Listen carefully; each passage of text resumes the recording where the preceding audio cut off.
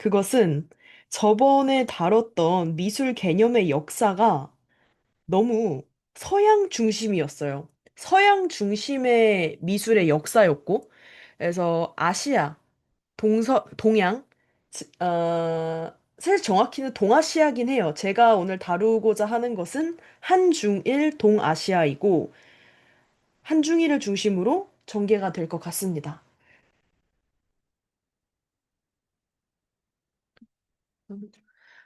너무 서양 중심으로만 미술의 개념을 보는 것도 항상 위험하다고 생각하는 파이기 때문에 그와 조금 반대라고 할 수 있는 동아시아 혹은 우리 한국을 중심으로 좀 전개를 해보도록 하겠습니다.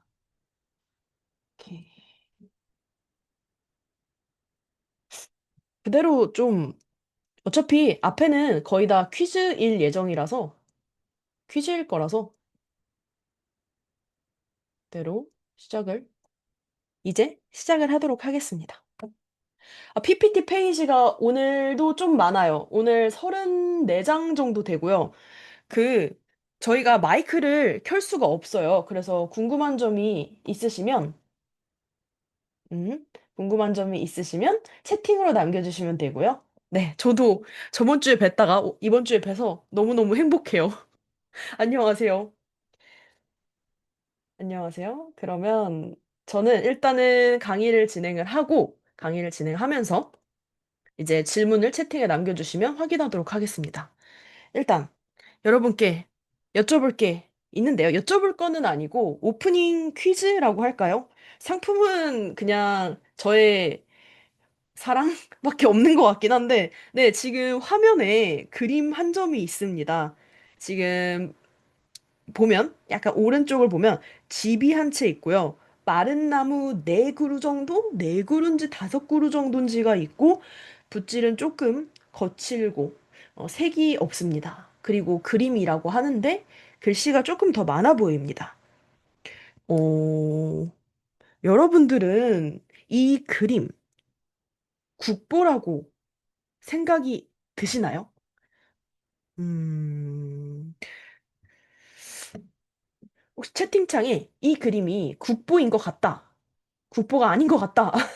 라고 남겨주셔도 되는데, 일단은 너무 유명한 그림이라 다들 아실 수도 있을 것 같아요. 세안도죠? 음, 세안도입니다. 정답을 먼저 말씀드리자면 국보입니다. 그것도 대한민국 국보 중에서 유례없는 대우를 받는 작품 추사 김정희의 세안도입니다. 색채도 없고 구도도 헐겁고 기교는 오히려 일부러 감췄죠. 그런데 국보입니다. 솔직히 처음 보면 이게 국보라고? 국립중앙박물관에서 이 그림 한 장을 위한 단독 전시를 했다고? 엥? 싶으실 수 있어요. 저도 그랬어요. 저 같은 경우에는 이제 세안도 전시 할 때 이 세안도 국립중앙박물관 전시를 할 때 도슨트로 일을 했었는데요. 저도 이게 국보라니? 라는 생각을 살짝 했었어요. 하지만 그 이유, 왜 이게 국보인지에 대해서는 저희가 뒤에 가서 조금 확인을 해볼 수 있겠습니다. 그리고 질문을 하나 더 드리자면, 미술이라는 단어. 제가 이거를 단체 채팅방에서 이미 말을 해버린 것 같은데. 그리고 이 줌 주제에도 적혀 있는데요. 미술이라는 단어 몇 살일까요? 뭐, 2500살? 뭐, 고대부터 있었을 것 같다. 서양보다 먼저 있었을 것 같다. 1번. 네, 두 번째. 동양 미술도 한 르네상스 때쯤에 500살 정도 되지 않았을까? 혹은 한 150살 정도 되지 않았을까? 미술이라는 단어는 몇 살일까? 그래서 여러분은 미술이라는 단어가 몇 살이라고 생각을 하시나요? 1번 혹은 2번 혹은 3번. 많은 분들이 몇 번을 고르시지? 보통은 다들 1번을 많이 고르세요. 미술이 오래됐으니까 단어도 오래됐겠지. 자연스러운 생각이라고 생각해요. 그런데 미술이라는 단어는 그건 아니에요. 정답은 3번입니다. 미술이라는 단어는 1873년, 지금으로부터 정확히 153년 전에 태어났습니다. 메이지 시대 일본이 서양의 만국박람회에 물건을 출품하면서 서양 개념을 번역할 말이 없어서 새로 만들었던 신조어입니다. 신조어예요. 올해 딱 153살이 됐고요. 다시 말해서 이제 미술이라는 단어는 1873년에 나왔고 이 세안도는 그 전에 그려졌기 때문에 추사 김정희는 평생 미술이라는 단어를 들어본 적도 없이 국보를 그린 겁니다.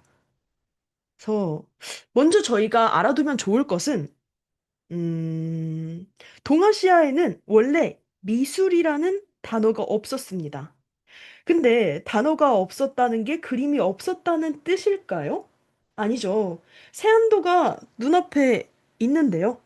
그림은 넘쳐났습니다. 없었던 건 그걸 묶어 부르는 미술이라는 말이었습니다. 그렇다면 다시 묻게 됩니다. 그 말이 없던 자리에는 대체 무엇이 있었을까요? 무엇이 있었을까요? 음. 음, 그래서 이제 동아시아, 한중일이랑 좀 동양의 미술을 조금 같이 비교를 해보려고 하는데요. 저번 시간에 강의를 들어주셨던 분들이 대부분이긴 한데, 안 보셨던 분들은 유튜브에 녹화본이 올라가 있기 때문에 봐주시면 될 것 같습니다. 서양에서는 미술이, 르네상스 이전까지만 해도 그렇게 좋은 취급을 받던 것이 아니었습니다. 하지만 르네상스 이후에 신급이 되었다가 이제 뭐든 될 수 있는 것이 되었는데요. 동양도 순서가 있습니다. 오늘 이 순서를 따라서 좀 가보려고 합니다. 음, 오늘 강의 내내 따라다닐 질문을 하나 더 던져두겠습니다. 최근 한국의 대중문화가 세계 시장을 되게 많이 강타하고 있죠. 비영어권, 그것도 동아시아의 콘텐츠가 어떻게 이렇게까지 퍼질 수 있었을까요? 사실 이런 일은 지금으로부터 한 300년 전에도 한번 일어난 적이 있는데요. 이것도 한 4부 정도 가서, 오늘 강의 4부 정도 가서 좀 말씀드릴 수 있을 것 같습니다. 지금부터 일단 2000년의 이 동양의 궤적을 한번 따라가 보도록 하겠습니다. 동아시아에 미술이 없었다면 그 자리엔 무엇이 있었을까요? 음, 그 자리에는 서화라는 게 있었습니다. 미술 대신에 서화라는 게 있었는데요. 서는 글씨를 뜻하고요. 화는 그림을 뜻합니다. 서가 앞에 있기 때문에 글씨가 먼저였어요. 글씨가 우선시 됐습니다. 글씨에는 사람의 정신이 들어있다고 하는데 제가 글씨를 잘 못 쓰는 거 보니까 좀 심란하네요. 네, 서화. 글씨와 그림입니다. 자, 순서를 다시 한번 말씀드리자면, 글씨 그리고 그림. 글씨가 먼저입니다. 우연한 어순이라기보다는요, 동아시아에서 당시 가장 높은 대우를 받은 시각 예술은요, 그림이 아니라 글씨, 곧 서예였습니다.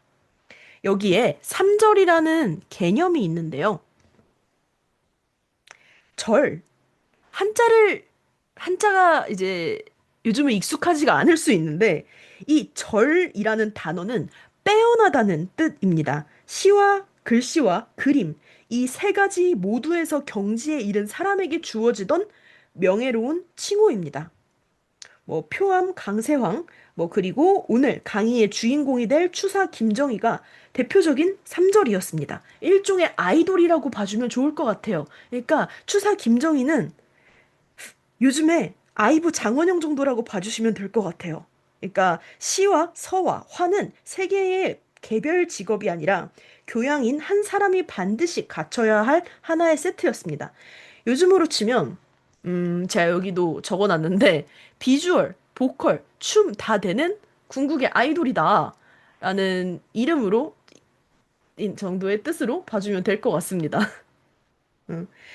그래서 추사 김정희는 장원영이었다라는 좀 우스갯소리를 잠깐 하고 넘어가 보고요. 그다음에 글씨가 왜 그토록 높은 대우를 받았는지 이를 보여주는 인물이 있습니다. 사세기 중국의 왕희지 서성. 글씨의 성인이라 불린 인물입니다. 썰은 아니고 실제로 있던 얘긴데요. 어느 봄날에 왕이지는 문인들과의 술자리에서 난정서라는 글의 초고를 즉흥적으로 씁니다. 그런데 나중에 술이 깼어. 술이 깨고 맨정신으로 수십 번을 다시 써봐도 그날 그 초고의 기운이 살아나지 않았다고 전해집니다. 그래서 후대의 최고의 보물로 남은 것은 완성본이 아니라 취한 채 쓴 그 초고입니다. 취해서 쓴 초고가 최고의 보물이 되었어요. 왜이지? Why? 동아시아의 서예관에서 글씨는 정보를 전달하는 수단이 아니었어요. 그 사람의 호흡, 심리 상태가 그대로 찍힌 지문이었습니다. 다시 쓸 수 없는 이유는 간단합니다. 그날의 그 사람은 다시 존재하지 않기 때문입니다. 네.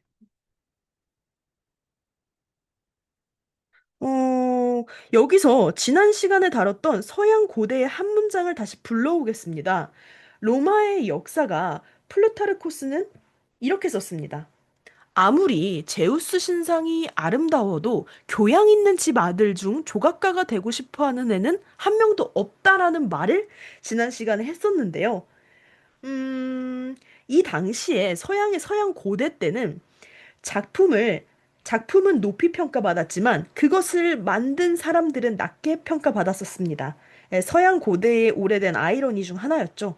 근데 동아시아는 어땠을까요? 정확히 반대였습니다. 왕희지, 명문 귀족이었고요. 소동파는 당대 최고의 엘리트 관료였으며 김정희는 왕실과 얽힌 명문가의 학자였습니다. 최고 지배계급이 예술을 직접 실천했죠. 그것도 취미가 아니라 필수 교양으로서 말입니다. 서양이 2000년에 걸쳐 겨우 도달한 명제. 예술가는 지성인이다. 그러니까 이곳에서는 처음부터 당연한 전제였던 것입니다. 그러니까 어떻게 보면 이땐 이렇게 말할 수도 있었죠. 교양 있는 집안의 아들이라면 반드시 붓을 잡아야 했다. 라는 말이 있었습니다. 아, 참고로 왜 다 아들이냐고 하느냐면, 당시에는 이제 여성이 미술을 할 수가 없었기 때문에, 물론 하려면 할 수 있었지만, 할 수 없었기 때문에, 이제 계속 아들이라는 비유가 나오고 있습니다. 일단, 여기서 이야기가 끝나면 훈훈한 결말이 아니죠. 음, 다시 한번 좀 퀴즈는 아니지만, 질문을 드리자면, 조선시대 다음 두 사람 중 누가 더 높은 사회적 대우를 받았을까요? A는 평생 그림만 그려 신의 경지에 이른 국가공인 전문 화가. B는 취미로 가끔 난초를 치는 아마추어 선비. 이렇게 두 사람이 있다고 칩시다. 이 사람은 국가에서 인정받은 화가고요. 이 사람은 취미로 그냥 난을 치는 어떤 선비라고 합시다. 뭐 선비 버러어플이라고 합시다.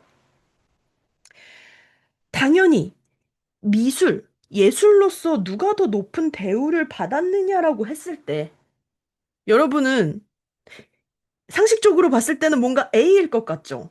A일 것 같은데, 왜냐면 프로가 아마추어보다 위인 게 어떻게 보면 당연하니까요. 그런데 이 당시의 상식은 좀 그거랑 달랐어요. 정답은 B입니다. 취미로 난을 치던 그 선비가 더 높은 평가를 받았습니다. 어떻게 보면 아마추어가 전문가보다 더 높은 평가를 받았다는 식으로도 볼 수 있는데요. 국가 소속 전문화가 이른바 도화서 화원은 기량으로는 최고였지만 신분상으로는 중인이었어요. 우리 한국사 한 친구들, 아니 한국사는 고등학교 때 다들 했겠지만 한국사 하는 친구들은 중인이라는 단어를 알 텐데요. 지배층보다 아래였던 신분이죠. 여러분이 알고 있는 그 단원 김홍도조차도 도화서 화원이었습니다. 조선 최고의 화가였는데 신분으로는 기술직이었어요. 기술직이었습니다. 이유는 문인들의 논리에 있습니다. 그림은 공부하고 남는 힘으로 하는 것이어야 했어요. 이거를 역이라고 하는데요. 공부하고 남는 힘으로 하는 것이어야 한다는 것. 이것을 역이라고 합니다. 역이에요, 역이. 돈을 받고 그림을 그리는 순간 그림에 목적이 생겨버립니다. 그러면 격이 떨어진다고 보았어요. 그런데 이 논리 어디서 들어본 것 같지 않나요? 우리 지난 시간에 칸트를 했었는데요. 사심 없음, 목적 없음. 칸트가 1790년에 철학이라는 정교한 논리로 세운 그 기준을 동아시아의 문인들은 이미 1000년 전부터 신분 제도라는 것으로 실현하고 있었습니다. 음, 약간 좀 다른 양상이긴 하지만 목적이 없어야 한다는 것을 동아시아의 문인들은 신분제로 실현을 하고 있었던 거죠. 거기에 대해 피해를 받은 사람은 어떻게 보면 단원 김홍도 같은 국가 공인 프로 화가들이었고요. 음. 그렇다면, 자, 이 당시 사람들은 그림을 어떤 기준으로 평가했을까요? 우리 동양화하는 친구들이 있다면 조금 알 수도 있는데, 동양화하는 친구들이 지금 여기 있을지는 모르겠으나, 저는 고등학교 때 동양화를 한 3년 정도 했었는데요. 이제 그때 육법이라는 거를 공부를 했었습니다. 음, 육법이 뭐냐? 6세기 중국의 비평가 사역이 그림을 평가하는 6가지 기준, 육법을 했었는데요. 1순위는 기운생동이었습니다. 생명력이 그림에 있는가가 압도적인 1순위였어요. 그렇다면 얼마나 닮았는가는 몇 번째였느냐? 3위, 응물상형을 말하는데요. 생명력이 있는 게 더 중요했고, 닮게 그리는 거는 크게 중요하지 않았습니다. 그래서 이 소동파에서 이런 말을 합니다. 그림을 닮았느냐로 논하는 것은 식견이 어린아이 수준이다. 이거 어린아이를 약간 무시하는 발언이 아닌가 하는 생각이 드는데요. 일단은 어떤 말을 하고 싶은지는 알 것 같아요. 어린아이 수준이라고 하네요. 그러니까 지난 시간에 플라톤은 예술을 모방이라고 불렀고 모방이기 때문에 저급하다고 했습니다. 서양은 2000년 동안 얼마나 닮았는가 똑같이 그렸는가와 모방이라서 천한가를 두고서 논쟁을 했는데요. 동아시아는 애초에 닮게 그리는 것이 목표가 아니었습니다. 그러니까 플라톤의 논리가 여기서는 적용이 안 돼요. 닮게 그리는 게 목표가 아니었어요, 동아시아는. 그러니까 플라톤이 뭐라고 하면, 엥? 현실, 뭐, 이데아요? 뭐, 복사요? 복사기라뇨? 우리가 복사기라뇨? 화가가 복사기라고요?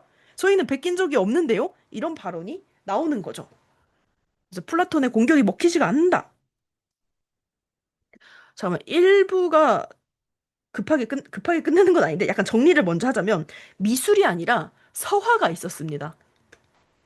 미술이 아니라 서화가 있었고, 기술이 아니라 수양이 중요했고요. 아마추어보다 전문가가 높았고요. 닮은 거는 썩 그렇게 중요하지 않았습니다. 닮은 거는 썩 중요하지 않았습니다. 그렇다면 여기서 우리가 다시 물어봐야 되는 거. 닮게 그리는 게 목표가 아니었다면 이들은 대체 무엇을 그렸던 걸까요? 다음 장에서 좀 그 얘기를 해보겠습니다. 도대체 뭘 그렸을까? 음. 내낭국죽. 정말 동양화 입시할 때 많이 그렸어요. 참고로 저의 입시설이 벌써 10년 됐네? 10년? 제가 지금 29살이고 이제 고3 5월 달에 이제 실기를 멈추고 아예 비실기로 돌렸는데 그 전까지 계속 동양화를 했거든요. 매낭국죽을 정말 많이 쳤어요. 매화, 난초, 국화, 대나무, 사군자를 많이 쳤고요. 제가 매일매일 수업 들어가기 전에 혼자서 수양을 했습니다. 매낭국죽으로 수양을 했는데 그 이유도 나름 이것과 제가 이 챕터에서 말하려는 것과 좀 관련이 있는 것 같아요. 음. 일단 사군자에 대해서 좀 설명을 하자면요. 어, 세상에 예쁜 꽃이 정말 많잖아요. 뭐 장미도 있고 벚꽃도 있는데 왜 굳이 이 넷이었는가? 기준이 아름다움이 아니라 인격이었기 때문입니다. 매화는 아직 눈 내리는 늦겨울 가장 먼저 핀다. 심연 앞에 굴하지 않는 지조를 뜻하고요. 난초는요. 깊은 산속 알아주는 이 없어도 향을 낸다. 명예를 쫓지 않는 고고함을 뜻합니다. 국화는요. 다른 꽃이 모두 설이 내린 가을 홀로 핀다. 끝까지 지키는 절개를 뜻합니다. 대나무는 속은 비었고 겉은 곧다. 욕심을 비우고 원칙을 세운다는 뜻을 가지고 있습니다. 참고로 이것은 식물 도감이 아니고요. 좀 인사평가표에 가까워요. 문인이라는 사람들이 대나무를 그린다는 것은 대나무라는 식물을 재현하는 행위가 아니었어요. 대나무를 빌려서 나는 이렇게 살겠다라고 선언하는 일이었습니다. 그림이 아니라 먹으로 그 마음에서 일어나서 손끝으로 표현한 자기의 다짐이었습니다. 음, 그래서 제가 그 동양화 그리기 전에 항상 매낭국죽 중 하나를 그리고서 그림에 들어갔어요. 놀랍게도 저는 입시 동양화를 독학을 했거든요. 네, 그래서 그리기 전에 좀 혼자 그렸습니다. 그래서 일단은 여기서 조금 질문이 아까 일부에서 남겨둔 질문이 좀 풀릴 수도 있는데요. 왜 글씨가 그림보다 앞섰을까? 서화 동원이라는 게 있는데요. 글씨와 그림은 뿌리가 같다는 개념입니다. 낫잎을 그리는 붓질은 실은 글씨의 획과 다르지 않습니다. 그리는 것이 아니라 쓰는 것입니다. 한 번 그으면 수정할 수가 없어요. 지우개도 덧칠도 없습니다. 붓이 지나간 그 자리에는 그 사람이 쌓아온 수십 년의 수련과 그 순간의 마음이 그대로 남습니다. 그래서 옛사람들은 말했어요. 글씨를 보면 사람을 안다. 근데 내 글씨는 안 예쁜데? 큰일 났네. 제가 글씨를 잘 못 쓰거든요. 타블렛이라서가 아니라 진짜 글씨를 많이 못 써요. 초등학생 같대요. 그냥 순수하다는 뜻으로 받아들이려고요. 네. 글씨를 보면 사람을 안다는데, 아, 저는 초등학생? 네. 아, 그리고 동아시아 그림에는 특징이 하나 또 있는데요. 여백입니다. 아, 천재는 아니긴 한데, 네. 천, 천재는 아닌데, 네. 동아시아 그림에는 또 하나의 특징이 있는데, 바로 여백입니다. 서양의 유화는 캔버스를 빈틈없이 채우잖아요. 동양화는요, 절반 가까이를 비워둡니다. 이것은 게으른 건 아니에요. 일부러 구조적으로 그렇게 설계한 거예요. 안개와 물과 하늘, 그리고 보는 사람의 상상력이 들어올 자리를 남겨둔 겁니다. 아니, 그림이 모든 걸 다 말해버리면 정작 감상하는 사람이 할 일이 없으니까요. 음, 이제 칸트 얘기가 한 번 더 나올 수도 있고 안 나올 수도 있고 나오네요. 지난 시간에 칸트를 설명하면서 잠시 스쳐 지나간 얘기가 있었는데요. 조선 백자 달 항아리 얘기를 살짝 했었어요. 정말 살짝 1초 정도. 완벽하게 둥글지도 않고 무늬도 없는데 아름다운 것의 예시로 달 항아리를 얘기했었습니다. 이게 목적 없는 한 목적성의 예시였어요. 오늘 좀 그 백자를 낳은 뭐 그것과 관련된 얘기를 한번 표로 비교해 보려고 하는데요. 자, 칸트 불러왔습니다. 칸트는 예술을 순수하게 만들기 위해서 다 잘라냈어요. 분리시켰어요. 도덕과 미술은 상관없다. 미술과 종교 상관없다. 미술과 정치 상관없다라고 했습니다. 뭐, 칸트는 예술을 순수하게 만들기 위해서 이런 것들과 다 분리를 했고요. 그리고 기억날지 모르겠습니다만, 게르니카를 묘사할 때 전쟁 얘기를 하지 말라고 했어요. 게르니카가 어떻게 전쟁을 해서 떼어낼 수가 있죠? 게르니카에서 전쟁의 맥락을 지우고 형식만 보라던 극단적인 분리를 하죠. 그래서 그 사심을 빼면 남는 것은 형식이었습니다. 근데 문인화는 정확히 반대예요. 예술과 도덕이 일치했습니다. 그러니까 예술이 도덕, 종교, 정치 등을 반영하고 있었어요. 어떻게 보면. 음. 대나무 그림에서 절개를 걷어내면 뭐가 남을까요? 아유, 그냥 아까 말했던 식물 도감이죠. 식물 세밀하죠. 문인화에서 인격을 빼면요. 아무것도 안 남습니다. 어. 그래서 칸트에서 사심을 빼면 형식이 남고 문인화에서 사심을 빼면 인격이 남습니다. 음,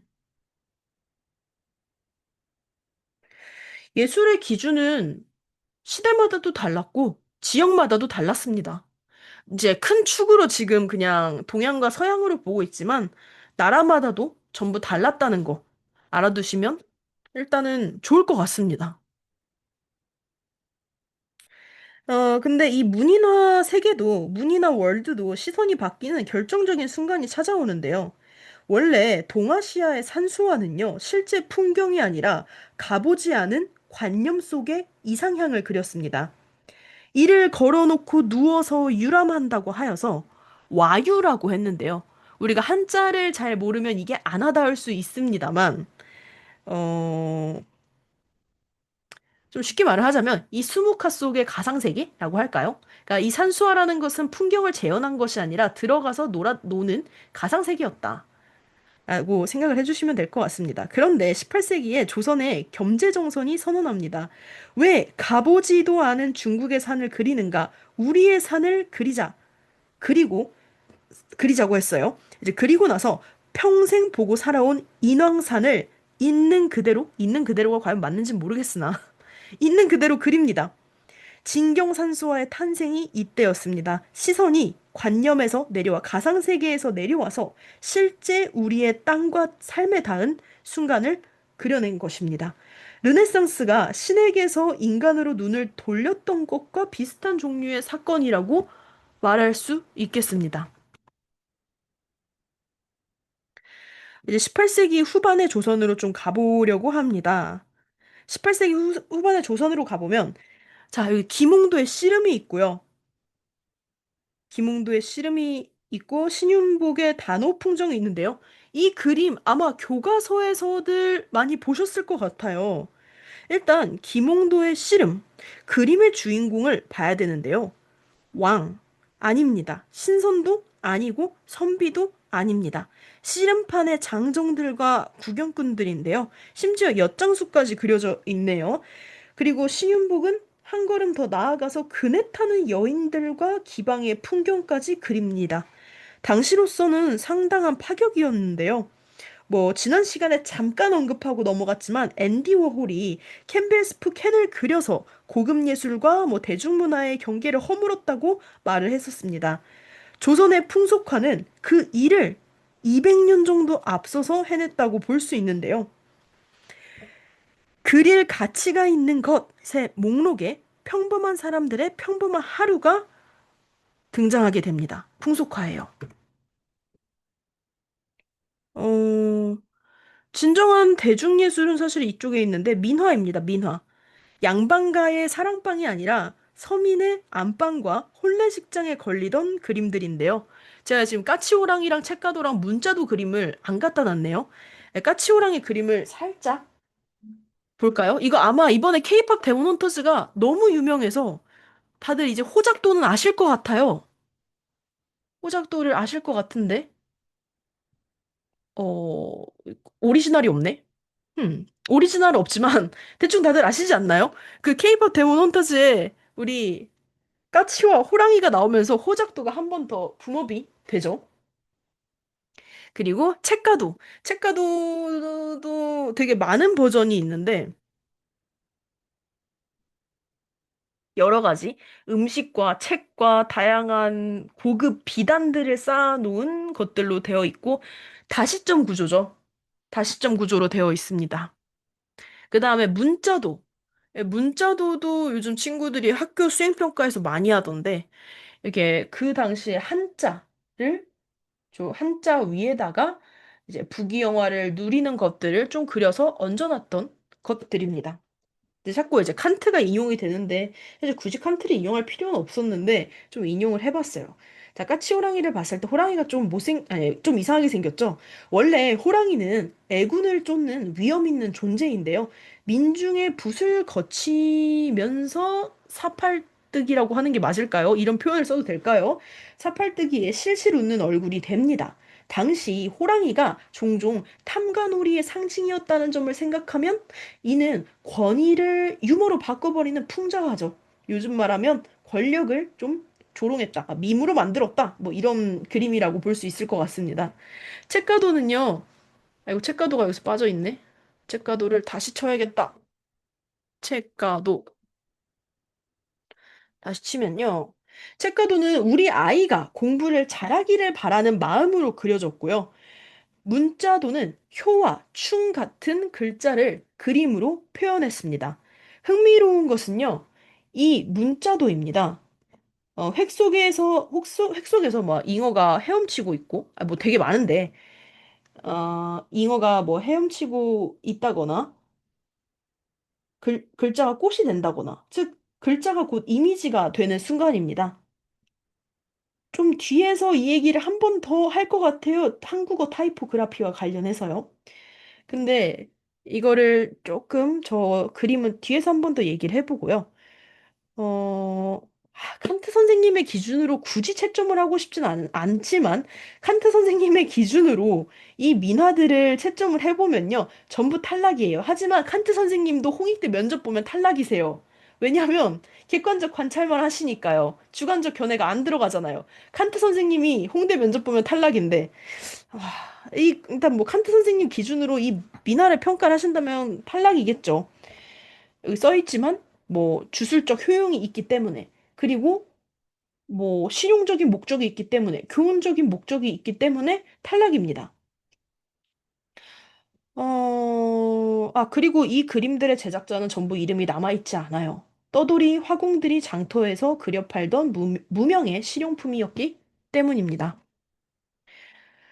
그런데 이 탈락으로 어떻게 보면 평가될 수도 있고 당시에도 그렇게 썩 높게 평가받지 못했던 이 민화가 지금은 어떻게 평가를 받고 있느냐?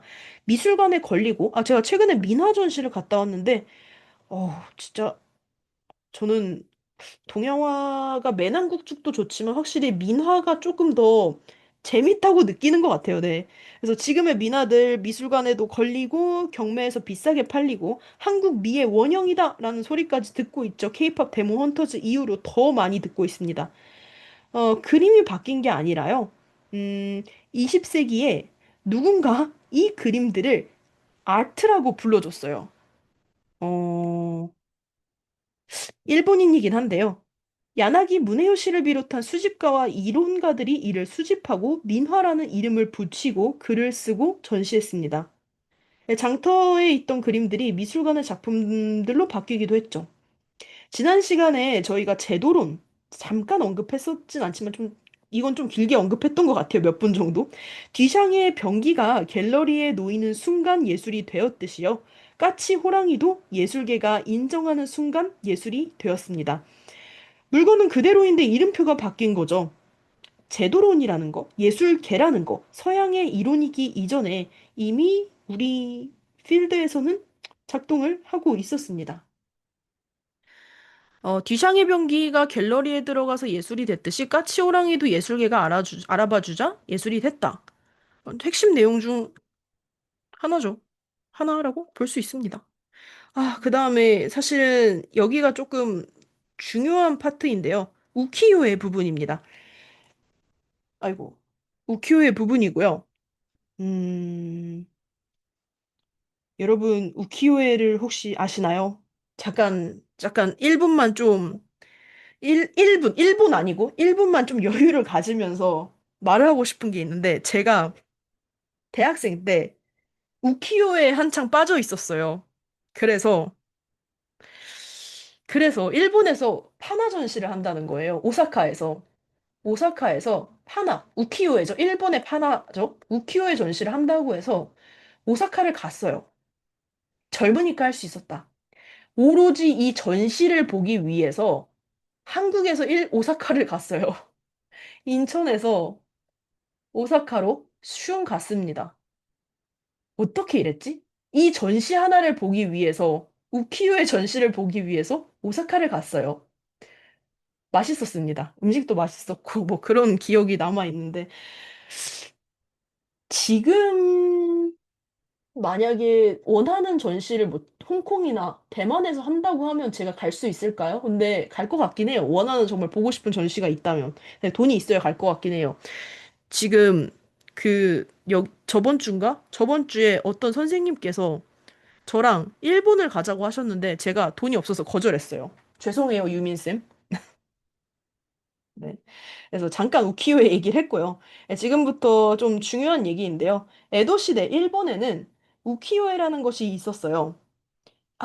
이게 한국어로 조금 번역을 해보자면 뜬 세상의 그림이라는 뜻입니다.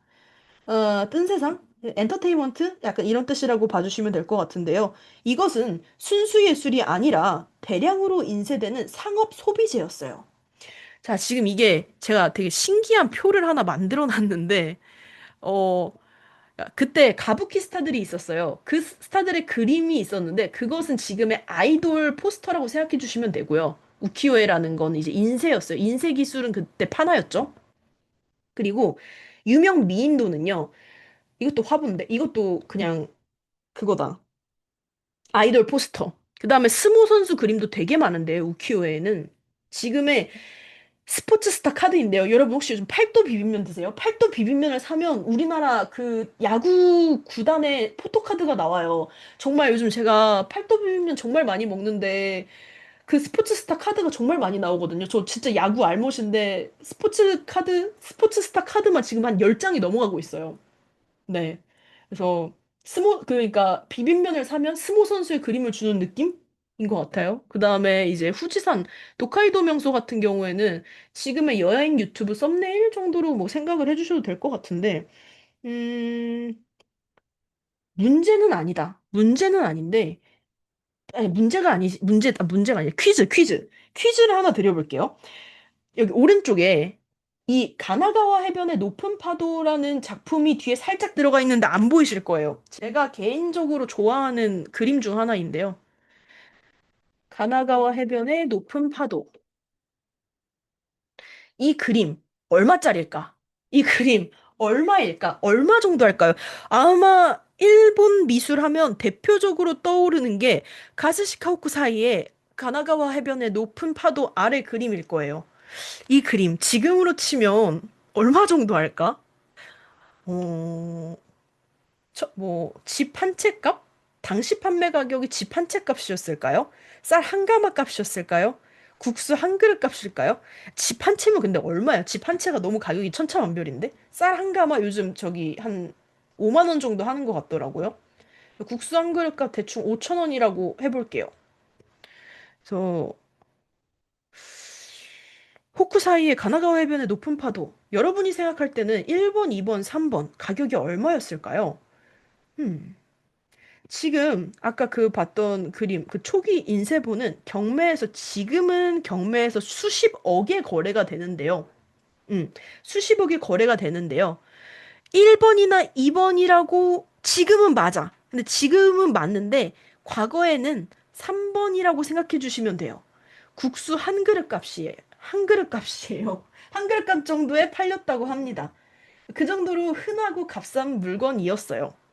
아, 그리고 파나에 좀 관심 있는 친구들이 있다면 우키요에를 조금 관심 있게 봐주면 좋을 것 같은데 이게 목판 대량 인쇄 작업이었어요. 작가가 한 명이 아니었어요. 그러니까 우리가 팝아트를 공부해본 친구들도 알겠지만 팝아트의 대표적인 사람 중 한 명이 앤디 워홀인데 앤디 워홀은 본인의 이름이 있었고 그 아래 팩토리라는 작업실을 운영을 했었죠. 근데 이 우키요에는 그냥 진짜 공장이었어요. 앤디 워홀은 우스갯소리로 팩토리라는 이름을 붙였지만 우키요-에를 작업하는 공간은 정말 공장이었어요. 대량 인쇄를 하던 곳이기 때문에 작가의 1인 신화는 없었고요. 분업 시스템으로 밑그림을 그리는 사람, 조각을 하는 사람, 인쇄를 하는 사람으로 나눠져 있었습니다. 음. 그게 좀 달라요. 그러니까 여기는 1인 작가 신화가 없습니다. 어, 이제 그럼 어쩌다가 우키요-에가 그렇게 세계를 강타하게 되었는가? 그냥 강탄 수준이 아니었긴 하죠. 19세기 중반에 일본이 개항을 했어요. 우리 동아시아사나 세계 사는 친구들은 알 수도 있죠. 일본이 19세기 중반에 개항을 하면서 유럽으로 도자기를 하기 시작합니다. 도자기는 깨지기 쉽죠. 아이고, 왜 그림이 안 그려지네? 도자기는 깨지기가 되게 쉽습니다. 그래서 이거를 포장할 종이가 필요했는데요. 완충제가 필요했는데, 우키요에. 그러니까 다 쓰고 다 걸어놓고 난 종이 쪼가리가 되어버린 우키요에나 파본인 우키요에, 그러니까 잘 못 나온 우키요에들을 신문지 대용으로 썼어요. 어. 우키요에가 완충제로 사용이 됐습니다. 왜냐면 쌌잖아. 몇천 원밖에 안 했어요. 우키요에가 헐값의 인쇄물로 유럽에 흘러든 거는 맞습니다. 음. 파리의 화가들이 도자기를 꺼내다가 완충제로 구겨져 있던 그 종이를 펴보고,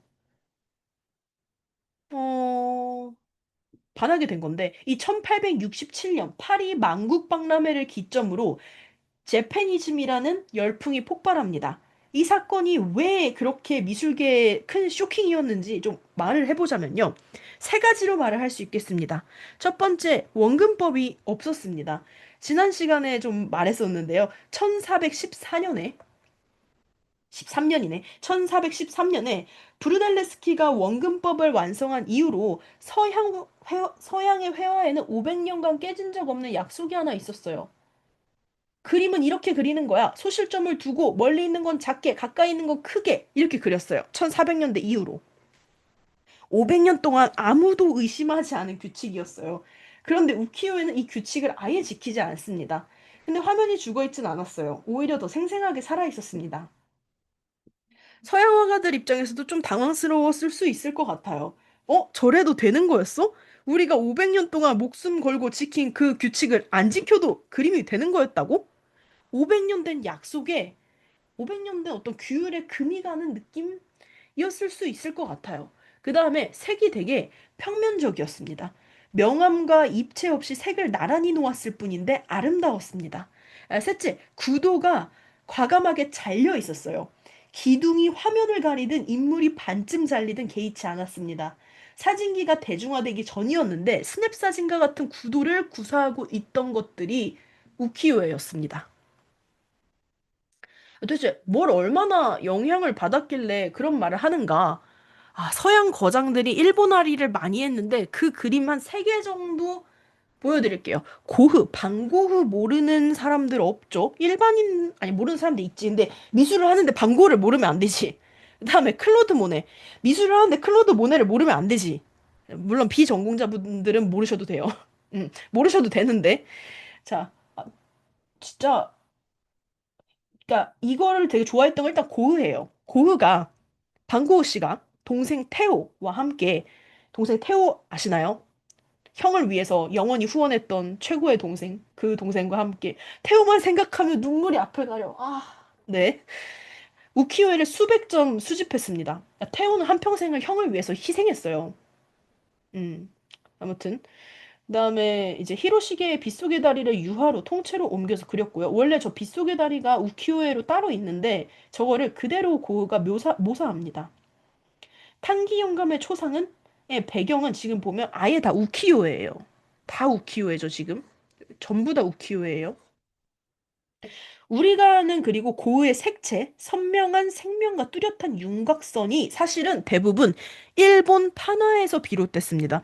고흐는 일본 그림에서 영향을 되게 많이 받았어요.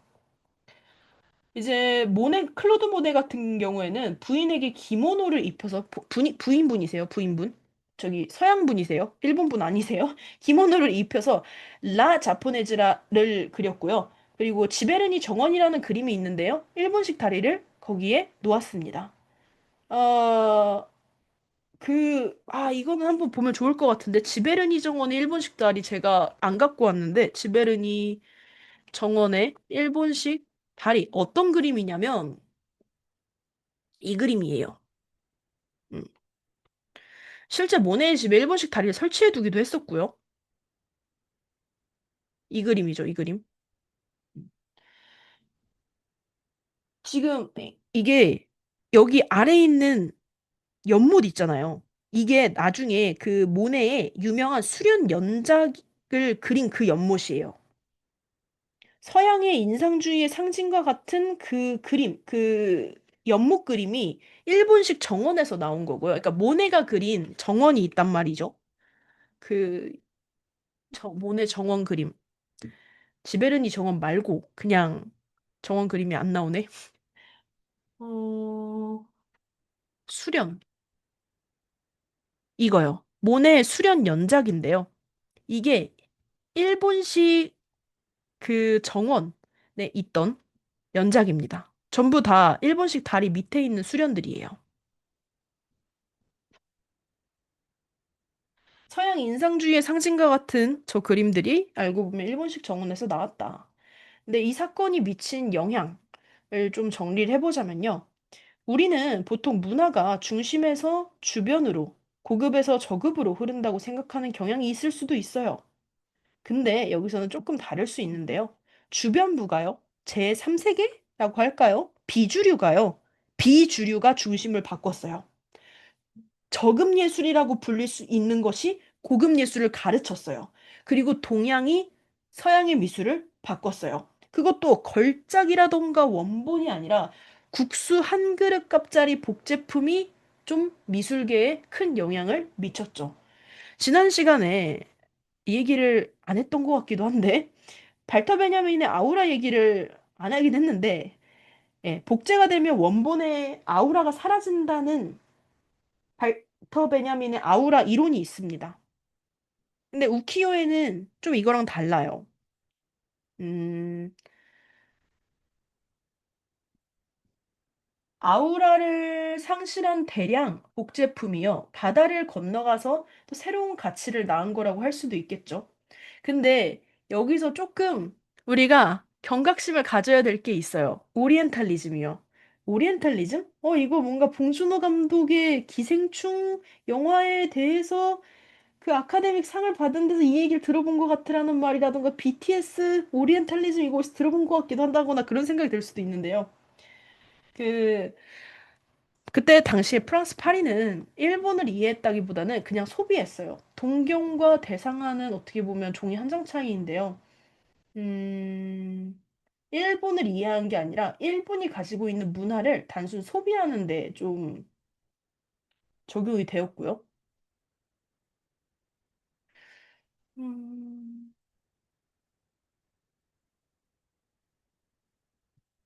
우키요에가 좀 도자기, 포장지로 사용되어서 파리로 갔다면 요즘은 좀 한 300년 정도 지났는데 요즘은 스트리밍 사이트를 통해서 좀 많은 대중문화가 어쨌든 전 세계로 퍼져나가고 있는 것 같아요. BTS도 그렇고 기생충도 그렇고 뭐 K-pop 데모논터즈도 그렇고.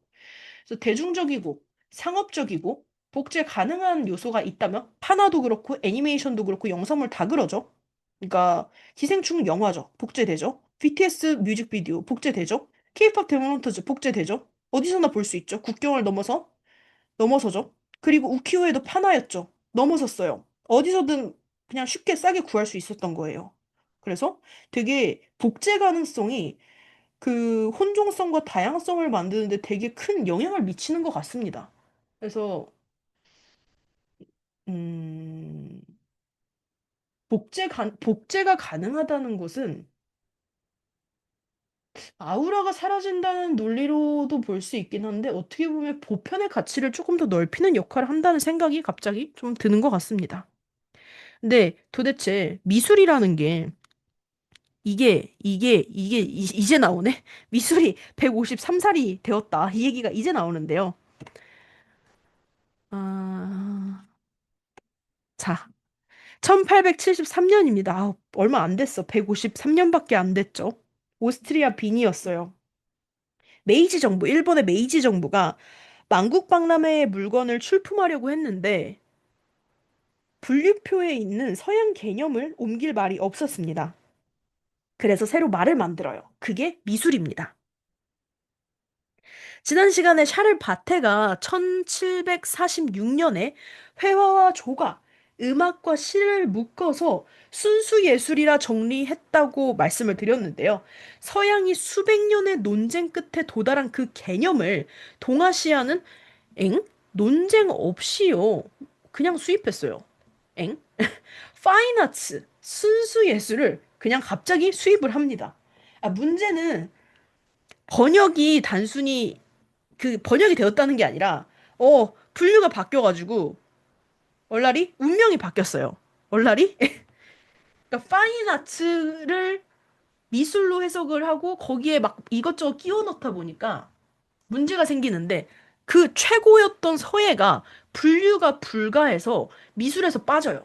빠지진 않았는데 애매해지죠. 그래서 시서화, 원래 이름이 시서화였죠. 시서화에서 최고 짱을 맡고 있던 서예가 회화도 조각도 아닌 분류 불가 항목이 되어서 밀려났어요. 그리고 도자기, 공예와 같은 응용 예술들이 순수 예술 아래 칸으로 강등이 되었습니다. 그리고 문인화의 정신이었던 음, 기운생동과 인품, 인격, 수양이라는 인문학적 평가 기준이 사라졌어요. 그리고 대생, 명암, 원근이라는 새로운 기준이 들어옵니다. 아니, 그 번역이 저렇게 돼가지고 갑자기 시서화의 개념이 다 깨졌어요. 싹 다 깨졌어. 조선백자, 달항아리 강등되고요. 시서와의 시서 강등되고요. 문인화의 정신, 인문학적 소양이 사라집니다. 엥? 아, 저번에 말했었는데, 아니다, 아니다. 인문학적 소양이 사라진 건 아닌데, 좀 그것들이 우선의 가치는 아니었어요. 그러니까 대생, 명암, 원근법. 누가 잘 스킬적으로 잘 그리느냐가 갑자기 평가 기준이 돼요. 왜냐면 논쟁 없이 새로운 것을 수입했어요. 논쟁 없이 완제품으로 수입했다? 순수 예술을? 여기서 말하는 순수 예술은 심지어 미술이에요. 그러니까 미술은 순수 예술이고, 대생과 명암, 원근법을 잘 지킨 것이 미술이다. 라는 얘기가 됩니다. 어. 근데 이거는 여기서 문제는 아닌데, 우리 미술학교들이, 어, 입학시험을 바꿔요. 대생 명암 원근법으로요. 이게 나중에 우리나라 최초의 미술대학이죠. 홍익미술대학교에도 영향을 미치는데, 누가 똑같이 더 잘 그리느냐가 평가의 기준이 됐고요. 그게 2012년까지 평가 기준이었다가 지금 다시 바뀐 거예요. 지금 다시 좀 원래의 좀 한국의 미술 정신으로 조금 바뀌고 있는데 예, 이런 사건이 있었어요. 여러분이 지금 기초 디자인을 하고 있고 인물 수채를 하고 있다면 그것은 여기서 파생된 것입니다. 그리고 우리나라의 입시 미술은 일본에서 왔어요. 그렇기 때문에 일본의 과거 입시 미술과 되게 많이 닮아 있습니다. 음. 맞아요. 여러분이 배우고 있는 입시 미술이 이 1873년 사건 때문에 벌어집니다. 심지어 한국이 한 것도 아니긴 해. 일본이 한 건데 우리가 영향을 받아버렸어. 왜 영향을 받았을까? 아이고, 왜 영향을 받았을까? 식민지가 되었어요. 안 와. 한국은 이 개념을 식민지의 경로로 받아버렸습니다. 1922년에 조선총독부가 만든 조선미술전람회, 이른바 선전이라는 게 있었는데요. 사실상 아티스트로서 유일한 등용문이었습니다. 이 대회에서 입선해야만 화가로 인정받을 수가 있었는데요. 무엇이 예술인지를 국가가 인정했어요. 어. 무엇이 예술인지를 제국의 제도가 심사를 했습니다.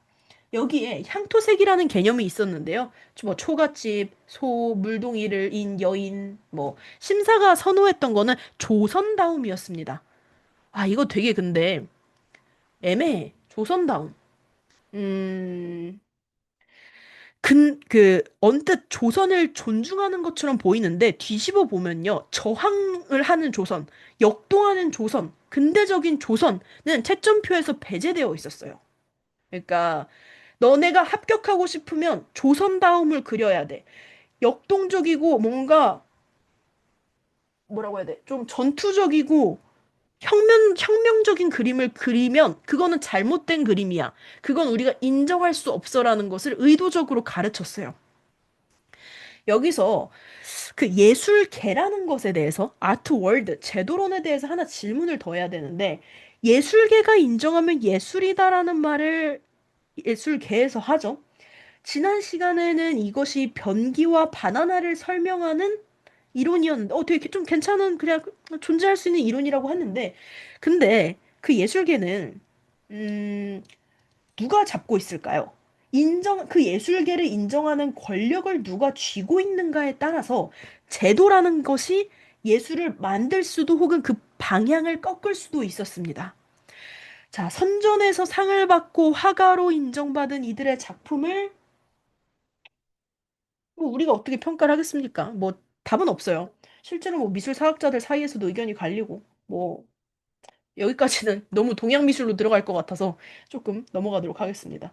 근데 이제 1945년에 해방이 되죠. 해방이 찾아옵니다. 그런데 잠깐만. 잠깐만. 아, 그치. 그림을 해방이 찾아옵니다. 그런데 그림을 그림의 기준이 해방이 안 돼요. 오히려 혼돈에 빠져요. 전통이냐, 국제냐, 정신이냐, 형식이냐, 순수냐, 참여냐. 좀 이런 걸로 좀 이렇게 논쟁이 생기는데요. 전통을 따져야 되냐, 그러니까 트레디셔널을 따져야 되냐, 아니면 글로벌을 따져야 되냐, 정신을 따져야 되냐, 아니면 형식적인 걸 따져야 되냐, 좀 순수해야 되냐, 아니면 좀 인터랙션 해야 되냐, 막 이런 걸 막 생각을 하는데요. 아, 근데 어떻게 보면 이게 되게 골치 아프다고 느껴질 수도 있는데 이게 추후 우리나라의 무기가 되기도 합니다. 일단 1970년 단색화가 등장하죠. 화면 전체가 거의 한 가지 색입니다. 유명한 작가 있어요. 박서보 작가 최근에 이제 돌아가시긴 했는데 박서보 작가의 단색화를 보면 어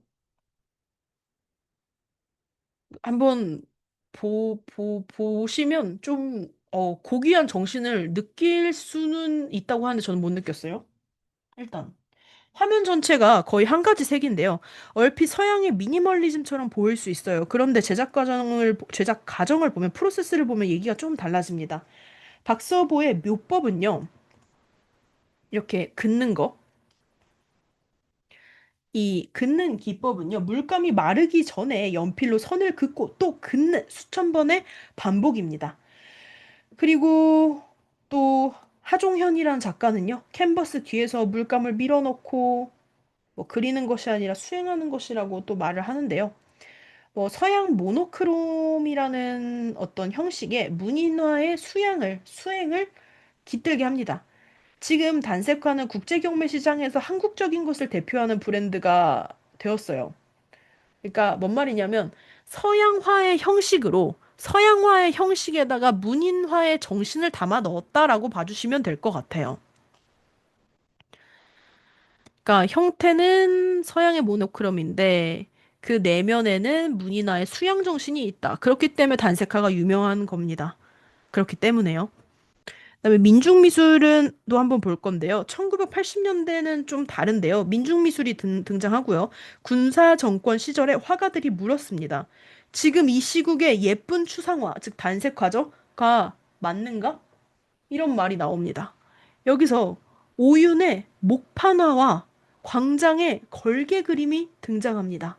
미술이 갤러리에서 뛰쳐나와서 시위 현장으로 향합니다. 민중미술 작가들이 찾아 나선 것은 서양의 모더니즘도 제도권의 공모전 미술도 아니고 민중을 대변하는 시각 언어였어요. 그들이 찾아낸 것이 바로 민화와 무속화, 탈춤과 전통 판화였습니다. 아까 전에 다뤘었던 까치호랑이가 탐관오리를 비웃던 그 그림이 있었죠. 그리고 이번에는 그 걸개 그림이 권력을 비판한 것입니다.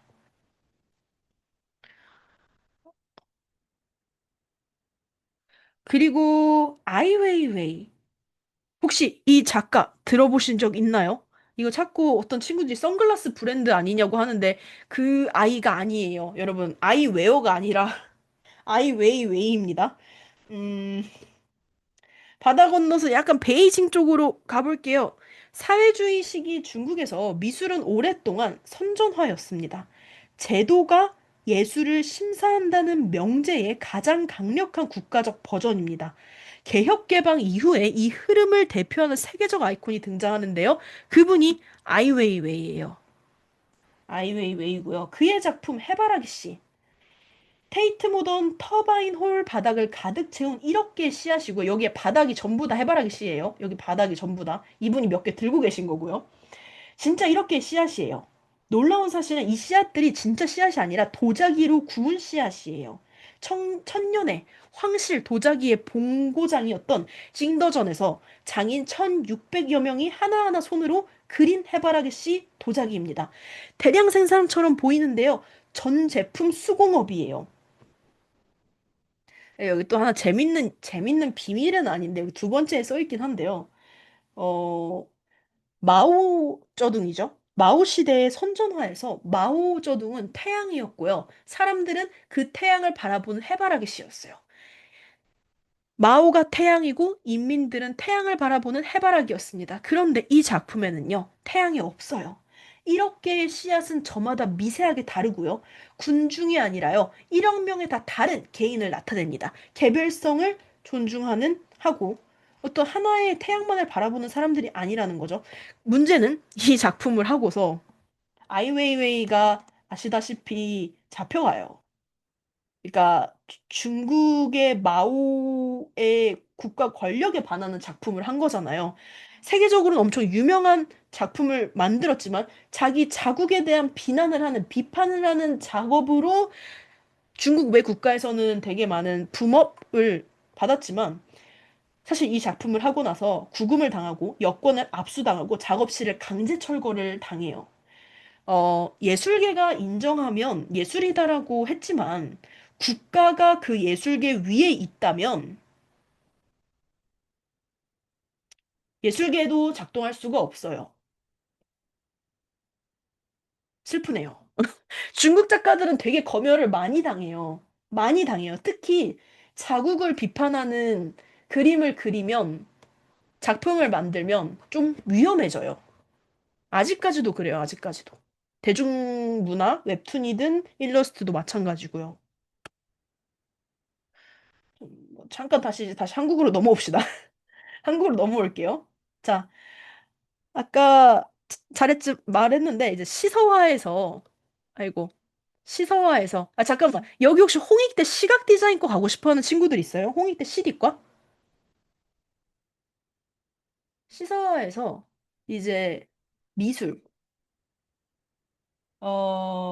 로 바뀌면서 이제 시가 좀 의미를 많이 잃잖아요.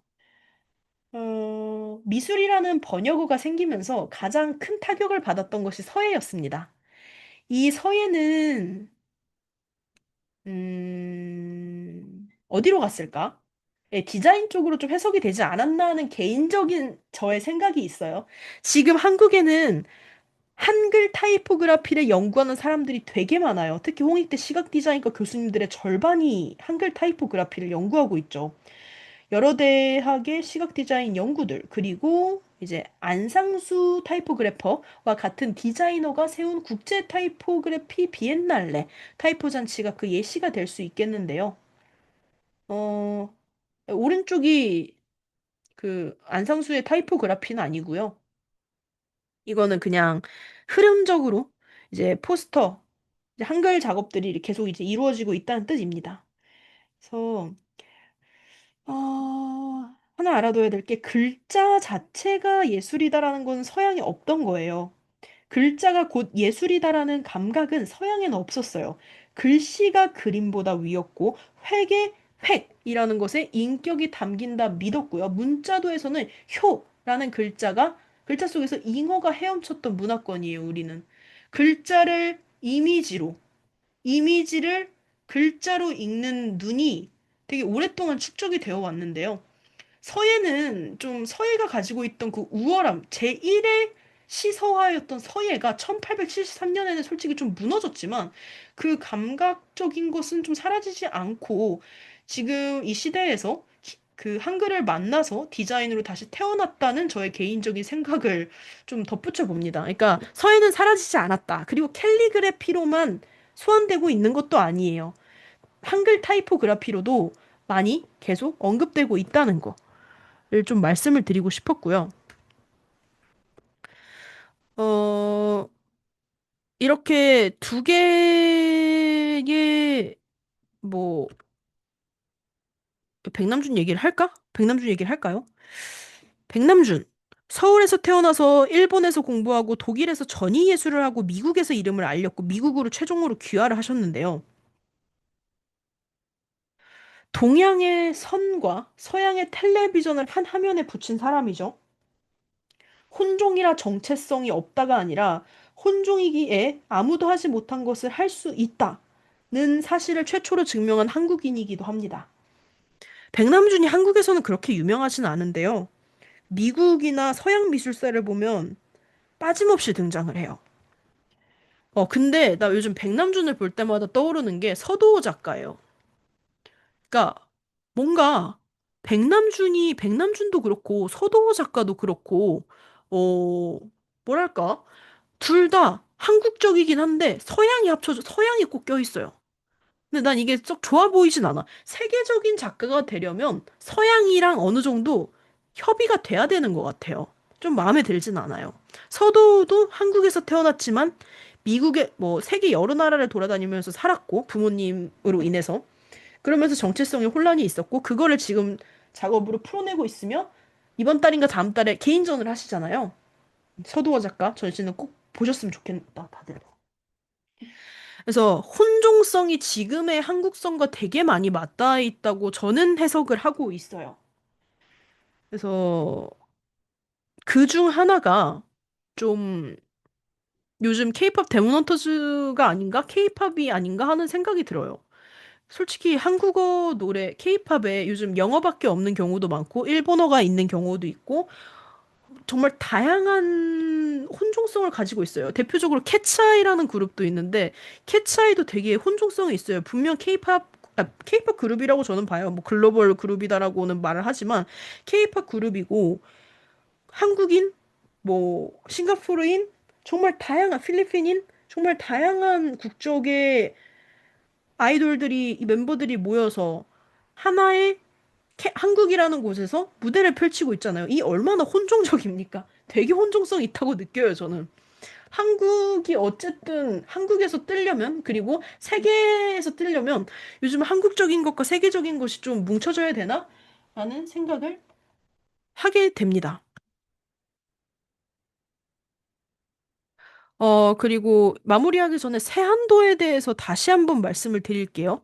아까 세안도 사진 잠깐 다시 보여드리고, 1844년에 추사 김정희가요, 제주도에 유배되어 있었습니다. 정치적인 생명은 끝났고요. 찾아오는 이는 없었어요. 그런데 딱 한 사람, 역관 이상적이라는 제자가 중국에 갈 때마다 귀한 책을 구해서 계속 보내주었습니다. 잘 나갈 때 잘해주는 건 누구나 해요. 누구나 해요. 잘 나갈 때 잘해주고 잘 나갈 때 사람들이 많이 붙어요. 근데 이미 끝나버린 사람한테 계속 잘하는 거는요, 좀 다른 문제예요. 김정희는 답례로 이 세안도를 그립니다. 그 역관 이상적한테 답례로 이 그림을 그리고 논어의 한 구절을 적었습니다. 날이 차가워진 뒤에야 소나무와 잣나무가 늦게 시든다는 것을 안다. 세한이라는 게요, 추운 시절을 뜻해요. 시절이 추워야 비로소 누가 진짜였는지가 드러난다는 뜻입니다. 이 그림에 있는 이 마른 나무들이요, 음, 풍경이 아니에요. 이 나무들이요, 풍경을 말하는 게 아니라요, 아까 말했던 이상적이라는 사람을 뜻합니다. 그래서 아까 전에 매난국 쪽에서 대나무를 빌려서 내 얘기를 했다 선비들이 그 말 했잖아요. 이 그림은요, 잣나무를 빌려서 그 이상적이라는 사람한테 감사함을 표한 글이었어요. 근데 이 얘기가 어떻게 이어지냐면, 이상적이 감동을 받았어. 아니, 나에게 이렇게 멋있는 엄청난 그림을 주다니. 엄청난 그림을 주다니. 그래서 이상적은 이 그림을 북경으로 가져왔고요. 청나라의 문인 16명이 감동하여 그림 뒤에 감상문을 남겼습니다. 이후 소장자들이 계속 글을 더했고 이 그림 한 장이 15m에 가까운 두루마리가 되었어요. 세안도의 실체는요, 그냥 종이 그림이 아니라요. 왜 이게 국보가 되었냐? 유배와 의리와 감동이 쌓인 스토리 덕분에 국보가 된 것도 있어요. 지난 시간에 우리가 이런 말을 했는데, 어, 뒤샹 이후 100년 서양 미술, 그러니까 현대 미술은 좀 그냥 하나의 대상이었는데 뭐 지금은 관계성, 담론성이 더 중요한 것 같다. 그러니까 현대 미술은 담론이 조금 더 중요한 것 같다라는 얘기를 했었어요. 근데 세안도를 보면 작품의 가치는 물감과 기교가 아니라 사람과 사람 사이의 관계에 있는 것처럼 보여요. 감상자들이 작품 위에 글을 얹었고 작품은 계속 자라났고요. 그림의 의미는 유배라는 맥락 없이는 성립하지가 않아요. 지난 시간 뒤샹이 1917년에 개념 미술의 문을 열었고, 동아시아의 문인들은 사실은 그 문을, 딱히 뭐를 가지고 있었던 건 아닌데, 동아시아가 개념 미술의 원조였다는 걸 주장하려는 거는 아니고, 그거는 제 멋대로의 지나친 비약일 거고요. 제가 하고 싶은 말은요. 어, 예술이라고 하면 벽에 걸린 아름다운 그림 한 점을 떠올릴 수 있어요. 근데 그게 이제 예술의 정의라고 많이들 믿는데, 그런데 정말 그럴까? 그 정의 대체 누가 정한 걸까? 그 정의는 서양 근대에 그것도 비교적 최근의 발명품이죠. 예술이란 벽에 걸린 아름다운 물건이라는 이 생각은 인류의 오래된 상식이 아니에요. 특정 시대, 특정 지역이 만든 하나의 기준입니다. 유일한 기준도 아니었고요. 다른 기준은 언제나 있었어요. 우리가 그걸 미술이라는 이름으로 부르지 않았을 뿐이죠. 어. 개념 미술, 어떻게 보면 세안도도 개념 미술이에요. 세안도는 개념 미술입니다, 여러분. 왜냐면 저 백그라운드에 있는 스토리가 너무 아름다워. 그래서 개념 미술이에요. 물론 우린 저걸 개념 미술이라고 분류하진 않죠. 미술이라는 것은 시대마다 너무 바뀌었고, 벽에 있기 때문에 아름다운 미술이라는 것은 만들어진 지 얼마 되지 않은 개념이며, 그렇다면 미술은 과연 무엇인가? 여러분에게 미술이란 무엇인가? 저번에도 이 말을 했던 것 같은데. 음.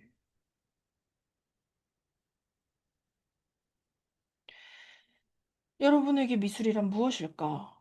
1873년. 1873년이 되게 미술의 핵심적인 전환점이긴 한데요. 미술이라는